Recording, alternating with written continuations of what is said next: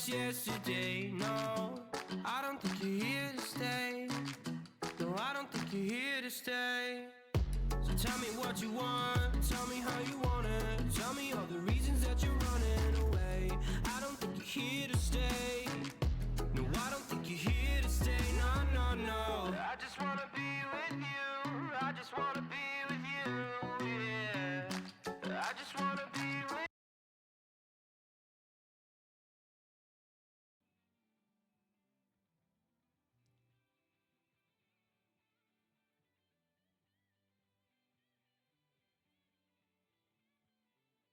All right, and we're right back with you, back with Tarek, and this is actually an IHS classic.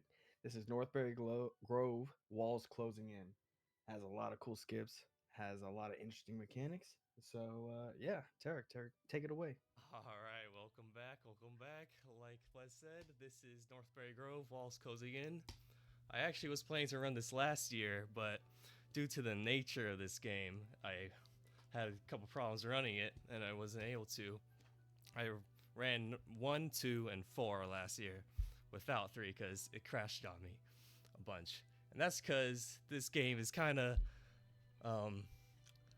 particular, I guess you would say. Not really a better word to put it. I guess it was when the dev team made this game, they had in mind that it was gonna be super insane graphics, right? So a lot of low-end PCs can't even run this game. You need like more than 8 gigabytes of RAM, at least to my testing. That's why I deduced it to. And you also have to run it on really low graphics, all right? There's a little launcher when you click on the EXE, and I have to set the resolution to 720 by 480 and very low graphics, all right? And we aren't even done there. We have to do some more graphic settings once we load the game. But because I have it set in that resolution, okay, I can't see the title or the new game continue and quit button. But we know that the new game button is on top, all right? So we can start the game by clicking on his back, all right? And going down slowly until we start this fade to black. And then that's when we know, here we go. We are starting the game now. And we also have a DLL, which is basically we modded the file for the game to skip a bunch of cutscenes and optimize the spawns of items and things of that nature. We've done that for, I think, every Northbury Grove game except for number 4 or something like that. Alright, so we're gonna go into the settings here, and we have to change the texture resolution from, I think it's default on high or something. We have to click low, okay? You see the text changes, so we know we got it right. If I remember correctly, I think the game is like 25 or 20 minutes longer without all the cutscenes in it. Yeah, So it's a insane. ridiculous amount of time we have to wait. And as you guys will see, these levels are actually optimized pretty good now compared to its olden days. So yeah, waiting between all those cutscenes is not in our nature, right? Exactly. All right. So I'm gonna hit continue, and usually we would start time by the first moment, the moment we can see our cross screen and we load in, because we could actually do a blind there, but we're actually gonna wait out this blind just for the sake of you guys, right? And we're gonna start time on first movement here. And so we actually play as the missing friend from the first game. That's how it all ties in. We get kidnapped by the killer, all right, and then we have to escape him. Basically, that's the premise of the game, all right. Not too much else. All right. Ready when you guys are for a countdown? All right, in 3, 2, 1. So immediately we're gonna go for an out of bounds here by spamming jump and crouch. You can jump on sloped things in this game, just like Deep State. And we're gonna look for this tree right here. This tree. You could spam, jump, space, crouch, and W to hop back inbounds along that tree.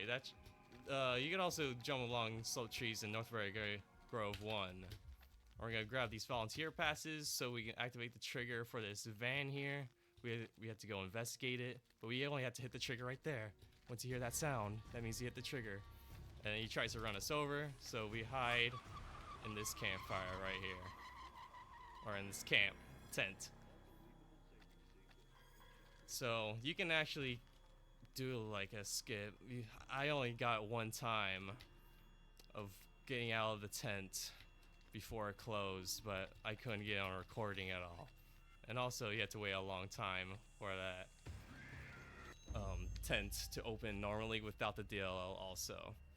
So we ran into the killer there because that's just the turn of events you have to go. He chases you, can't run away, so he kidnaps you and throws you in your van, and then he's taken to your basement. So this next level is gonna be the basement. And first thing we're gonna do is try to get a key to get out of the room we're in. And then we're gonna do out of bounds and hit the trigger to end the level instantly. All right, this is gonna be really, really quick. So we're gonna do the same thing like that first tree. Spam shift, crouch, space, and W. And then we just pop right out of bounds. We're gonna slowly maneuver around. There's invisible walls, everything that you get stuck on. If you touch these walls next to, like if I were to touch this wall right here, I would get soft locked, okay?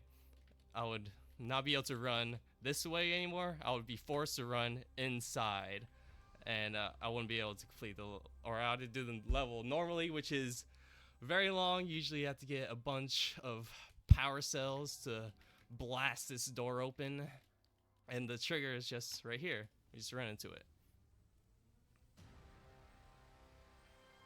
Easy. You could, like I said, you could do that level in like 14, 15 seconds fastest. Yeah, and that's the end of the game, guys. No, I'm just kidding. It's not the end of the game. It's because, all right, we'll see the loading screen. Game created, but it's actually a fake out, guys. So we escaped the basement, and now we are on the killer's farmstead, I guess you would call it. A big farm, and usually you have to go to each corner of the map to find an escape route, which is, there's a fence over there you could escape from, and then there's this you could escape from. But instead of doing all that, we're just gonna abuse an invisible slope to wall over here. So we're gonna spam space, crouch, shift, and look left. And then we simply just hop on that sloped wall, and we are up and over. And now we just run to the telephone, which is just the end trigger for the level.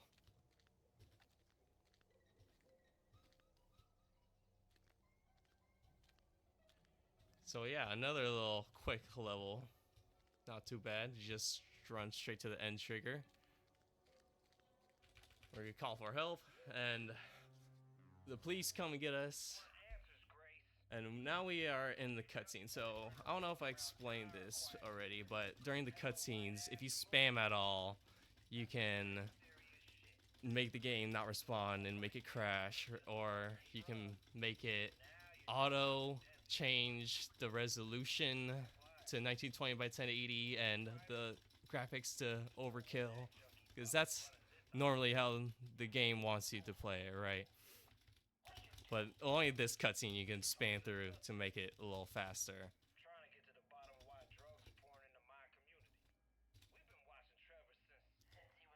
And we have no idea why it has that weird tendency to auto make it the max graphics, especially in this next level of the house. It usually does, without even if you do this right, sometimes the house auto changes their graphics on you. So basically we're in house arrest, and the killer finds us.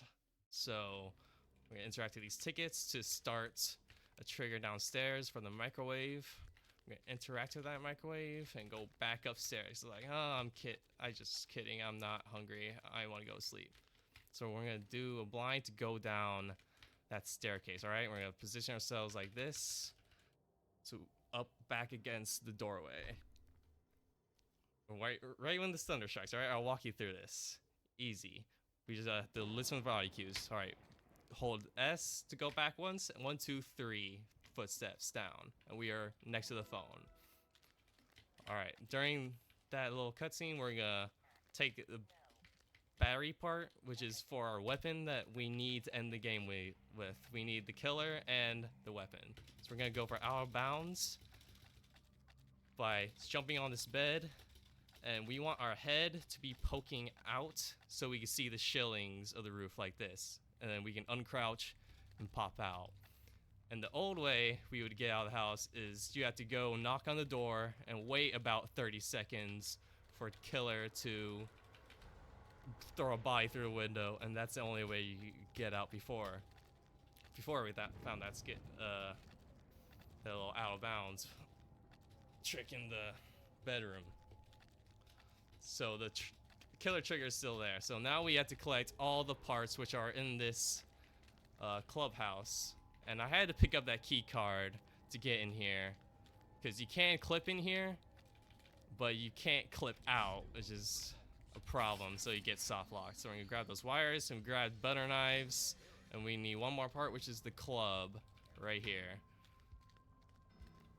And we are going into the hunting room to build the weapon, but we can't actually get back in the house right now.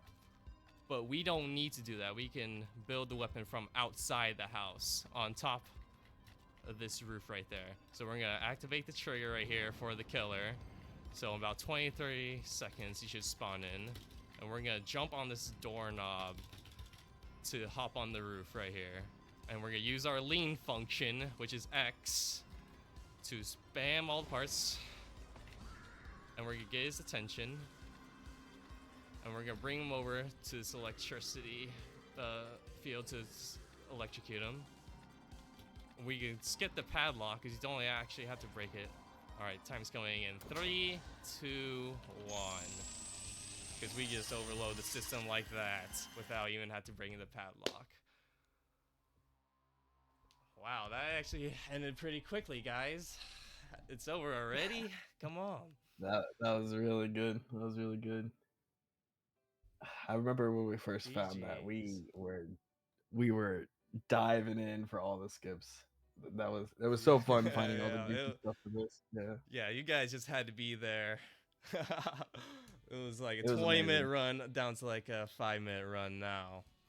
I feel like I remember 4:30. Oh, for sure. I remember we had a bunch of DLLs for it, and every single time we had a new DLL, it took the time down just because of the cutscenes. Some of the first times for this was, I think, 28 minutes or something, just because of all the cutscenes and load and everything. So yeah, I think we got all splitter at some point too, so it would stop on the cutscenes, and that made a huge difference. Oh yeah, it's amazing. But anyway, that was one I wanted to run for you guys for a while now, so there you have it, folks. Yeah, that was Northbury Grows Walls Closing In, so like the third Northbury Grows of the series, sorry. And yeah, you should go check those games out. They're fun if you want a little easy game. Yeah, all on itch.io. All on itch.io, yes. So yeah, we'll be back with one more game from Tarek, and it's going to be Westwich Castle. So stay tuned. We'll be right back with you right after this intermission. I just wanna be with you. I just wanna be with you. I just wanna be with you. Yeah. I just wanna be with you. Yeah, I just wanna be with you. I just wanna dance all night. Forget my problems. I might go insane. I don't really give fucking, let's go, dude. GG, good for you for running that. I actually got fucking so nervous when you were in the house, and I was like, dude, this fucking guy. And I was like, there's no way you're actually running this, right? I'm like, no way. Dude, I was kidding myself. I was like, please look back and fucking knock this guy out, bro. Oh my god.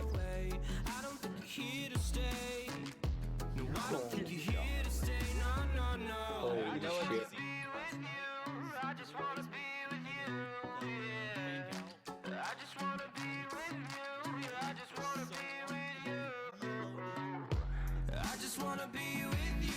Yes, yes.